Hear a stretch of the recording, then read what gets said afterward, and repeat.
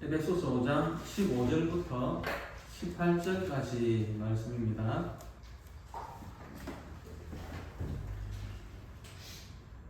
같이 읽겠습니다. 그런즉 너희가 어떻게 행할지를 자세히 주의하여 지혜 없는 자 같이 하지 말고 오직 지혜 있는 자 같이 하여 세월을 아끼라. 때가 악합니다. 그러므로 어리석은 자가 되지 말고 오직 주의 뜻이 무엇인가 이해하라. 술 취하지 말라. 이는 방탕한 것이니 오직 성령으로 충만함을 받아라. 아멘. 우리가 살아가고 있는 오늘날의 이 세상은 스트레스가 굉장히 많은 시대입니다. 이 스트레스가 계속 진행이 되면 그것이 우울증이 됩니다. 건강보험공단에서 발표한 자료인데요. 2024년도에 우리나라의 우울증 환자가 110만 6천 명을 넘었다고 합니다. 우울증 처방을 받아가지고 약을 복용하고 있는 사람의 숫자가 그렇다는 것입니다. 110만 6천 명을 넘었다는 것입니다. 그러면 약은 복용하고 있지 않지만 그 전 단계에 있는 사람들은 훨씬 더 많다는 이야기가 됩니다. 우리도 이런저런 이유로 모두가 이 스트레스에 노출이 되어져 있다는 이야기입니다. 그래서 최대한 우리 스스로가 스트레스를 받지 않기 위해서 노력을 해야 되겠습니다. 이 스트레스를 해소하는데 좋은 방법이 몇 가지가 있다고 합니다. 첫째가 뭐냐 그러면 잠을 깊이 자는 것이라고 합니다. 잠을 깊이. 집사님 잠 깊이 주무십시오. 오늘도 새벽에 일어났다고 하시는데 잠을 깊이 자고 푹 쉬는 것이 아주 좋다고 합니다. 그래서 가능하면 특별한 경우가 아니면 한 11시 이전에는 이렇게 잠자리에 드는 노력들을 했으면 좋겠습니다. 두 번째는 그 환경에서 벗어나는 것이 중요하다고 합니다. 내가 스트레스를 받고 있는 그 환경에서 벗어나는 것이 중요하다 이렇게 이야기를 하더라고요. 우리 교회의 장점들이 참 많습니다. 그런데 그 중에 하나가 뭐냐 그러면 야외 행사가 많죠. 쑥쑥데이라든지 아니면 야외 예배 그리고 가끔 우리 목사님이 또 성도님들 모시고 저 바다가 보이는 그 분위기 좋은 카페에 가서 커피도 마시고 차도 마시고 또 담소도 나누고 그렇게 합니다. 또 얼마 전에 산상기도회도 갔다 왔죠. 또 오늘 광고도 하셨지만 또 7월달에는 1박 2일 별밤 수련회가 계획이 되어져 있습니다. 또 가을이 되면 또 우리 산청에 가가지고 수수나들이 또 산청으로 가게 됩니다. 올해는 또 목사님하고 사모님이 거기 또 풍성한 가을 수수를 위해서 많이 또 하신다고 하는데 기대를 많이 하고 있습니다. 이런 교회 행사만 열심히 참여를 해도 스트레스를 확 날려버릴 수가 있습니다. 아멘. 저도 수련회나 이 야외 행사를 다녀오고 나면 몸이 훨씬 나아지는 것을 느낍니다. 머리도 맑아지고요, 또 마음도 훨씬 가벼워지고, 그래서 스트레스가 되는 그 일상에서 벗어나고 다른 환경에 내 자신을 노출시키면 잡생각도 사라지고 그리고 스트레스 탈출에도 아주 좋다는 것입니다. 물론 이 스트레스나 우울증에도 경중이 있지요. 그래서 약을 처방을 받고 약을 복용을 해야 되는 경우도 있습니다. 그런데요, 계속해서 약에 의존할 수는 없습니다. 언젠가는 내가 일어서야 합니다. 내가 스스로 싸우는 연습을 하고 내가 스스로 이겨내야 합니다. 의사들은 이야기를 합니다. 약을 먹으면 몸이 괜찮아지는데 나은 것 같아가지고 약을 끊으면 다시 생각이 꼬리를 물고 찾아온다. 그래서 약을 계속 복용하는 게 좋다라고 이야기를 합니다. 하지만 저는 그것이 근본적인 치료가 될 수 없다라고 생각을 합니다. 저도 스트레스를 참 많이 받았거든요. 그래서 이래서는 안 되겠다 싶어가지고 성령님을 붙들자, 죽으면 죽으리라 각오하고 내 생각들, 내 감정들, 그리고 기질들 이런 것들을 다 십자가 앞에 내려놓자. 그렇게 생각을 하고 그렇게 하려고 노력을 하니까 스트레스가 많이 줄었습니다. 혹시 여러분들도 스트레스 받는 일이 있다면 성령님을 붙드시기를 축원합니다.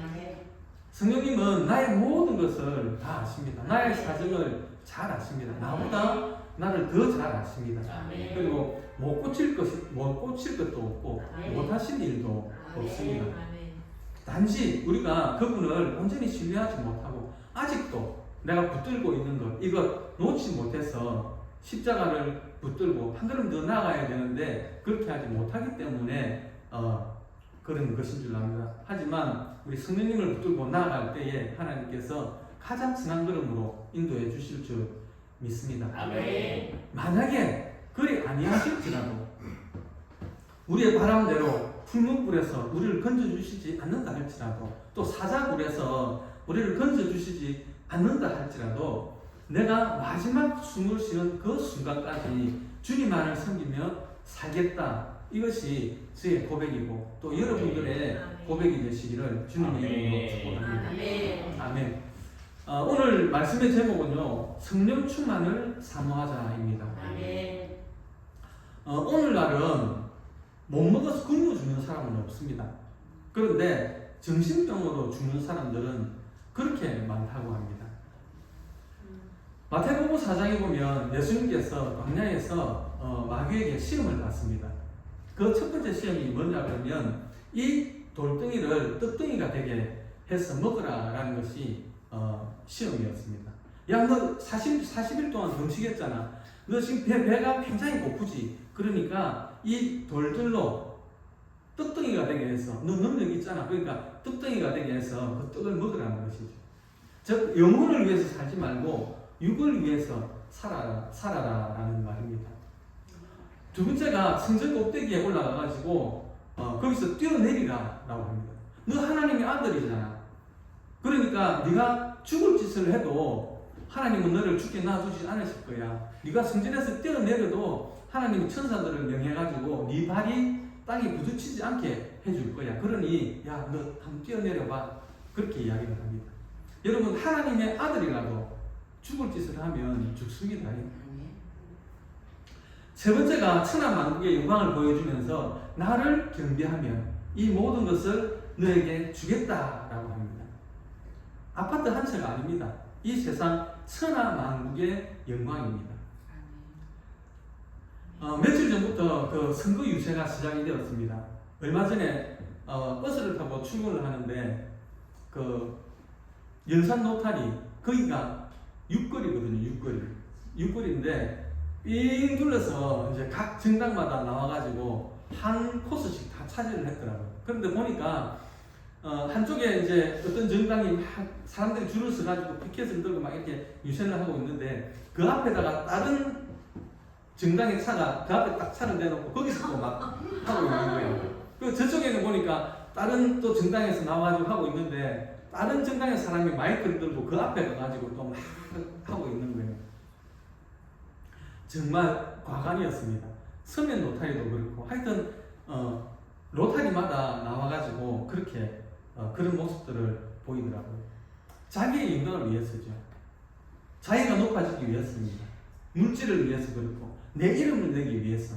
그게 다 지옥을 향해서 달려가는 사람들의 모습입니다.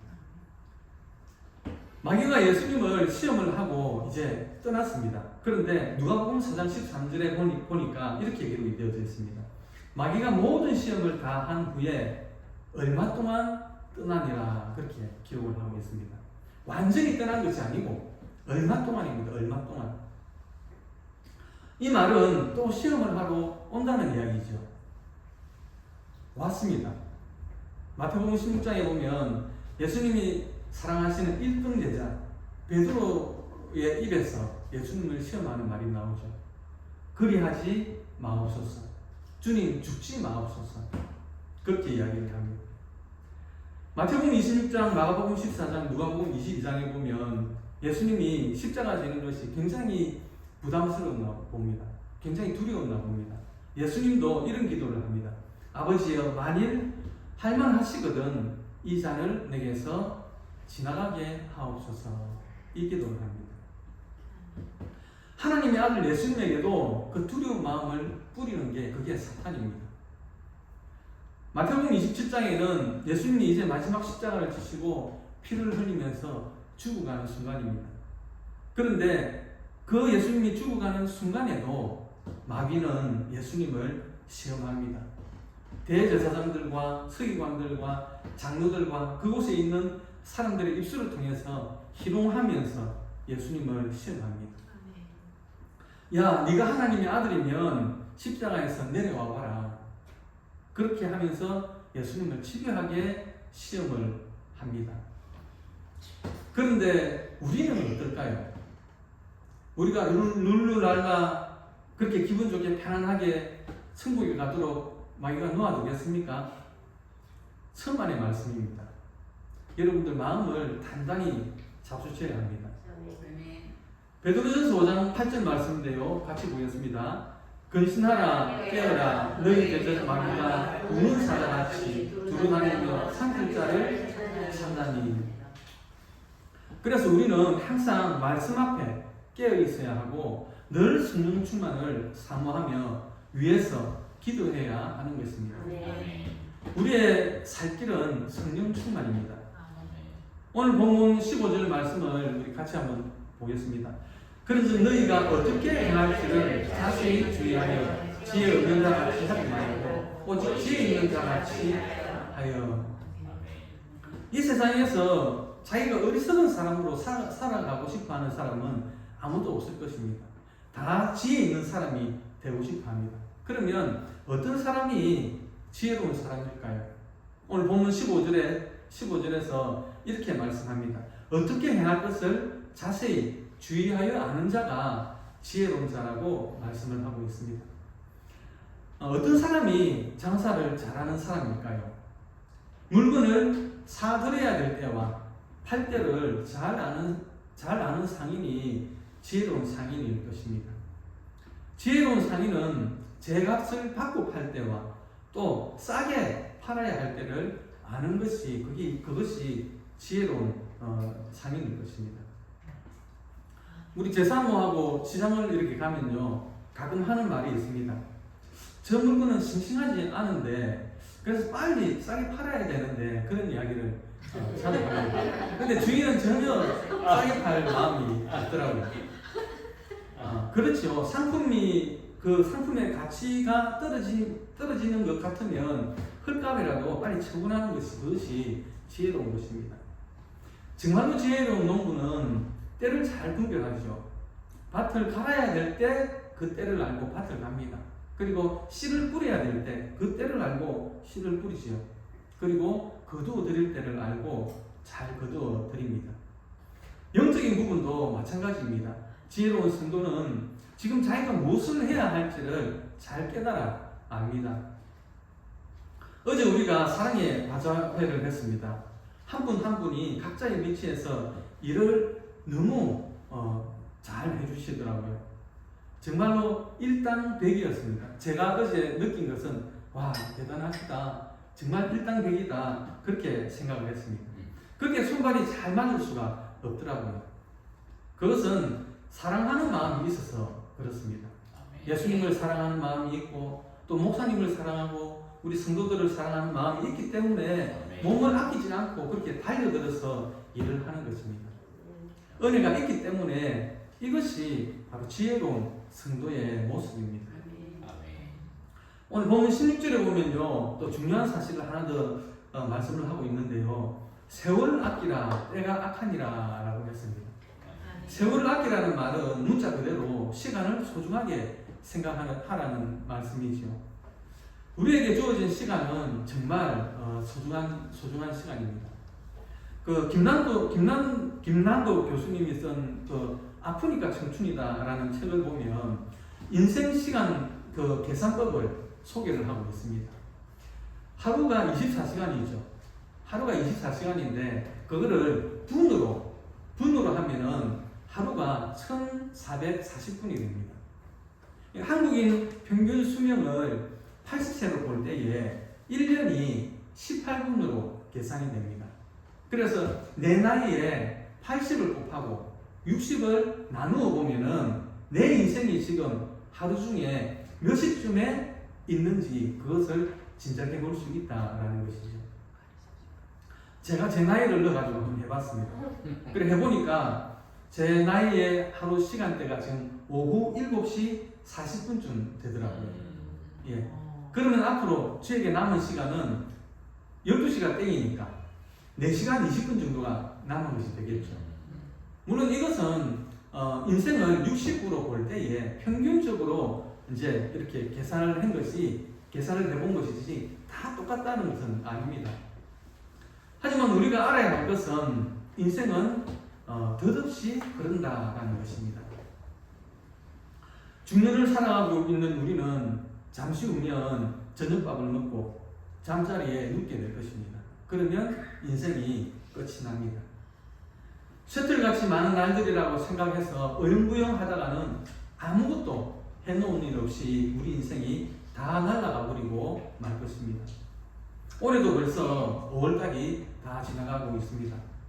정말 빠른 세월의 흐름 속에 우리는 우리가 할 일을 제대로 찾아서 진정으로 시간을 잘 관리하는 지혜로운 성도가 되어야 하겠습니다. 두 번째로는요, 어떤 사람이 지혜로운 사람인가 하면 오늘 17절 말씀인데요, 주의 뜻이 무엇인가 이해하는 자가 지혜로운 사람이다 라고 했습니다. 세월을 아끼되 어느 쪽으로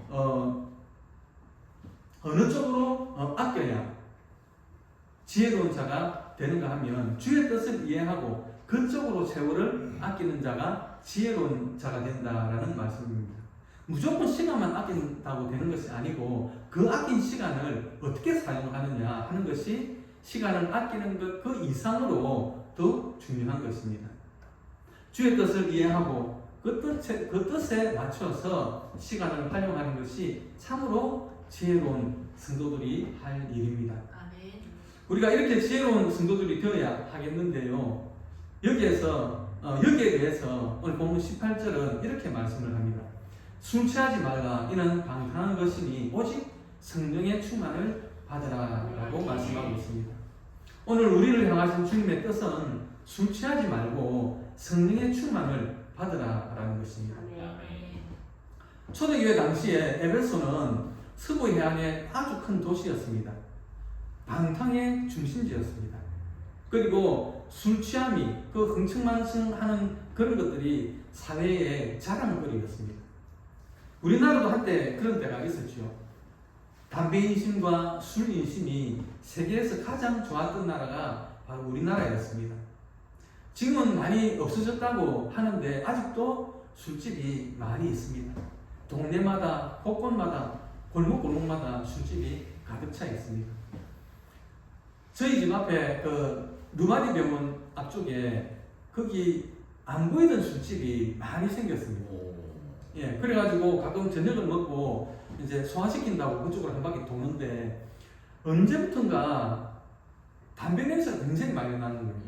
한 50m 전부터 벌써 담배 냄새가 확연히 납니다. 그래 가보면 술집이 많이 들어섰는데 그 앞에 사람들이 3, 4, 5 모여가지고 계속 담배를 피우고 거기 이제 뭐 의자를 갖다 놓고 그렇게 앉아 있더라고요.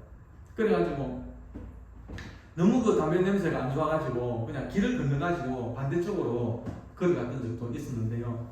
사람이 술에 취하면 이성을 잃어버립니다. 그래서 많은 사람들이 실수를 하죠. 그 중에 하나가 바로 성적 타락입니다.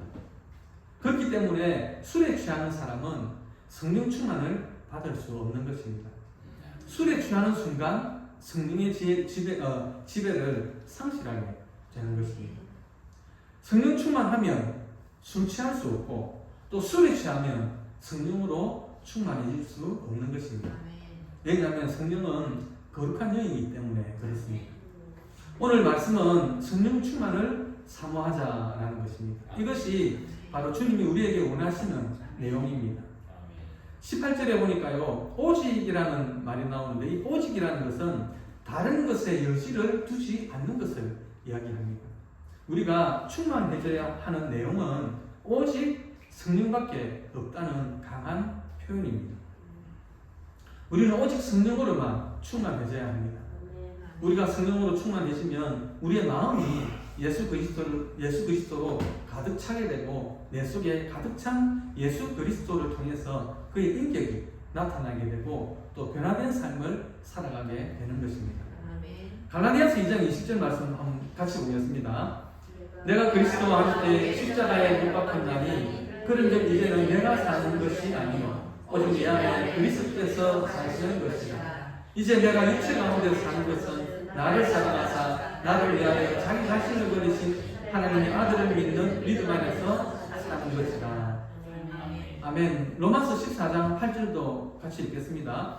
우리가 살아도 주를 위하여 살고 죽어도 주를 위하여 죽나니 그러므로 사나 죽으나 우리가 주의 것이로다. 아멘. 성령이 충만한 사람은 항상 이 고백이 가슴에 있게 됩니다. 이 고백을 가슴에 간직하고 살아가게 됩니다. 그러면 자동적으로 예수님의 인격을 닮아가는 삶을 살게 되고 성령의 열매와 예수 그리스도를 증거하는 삶을 살아가게 되는 것입니다.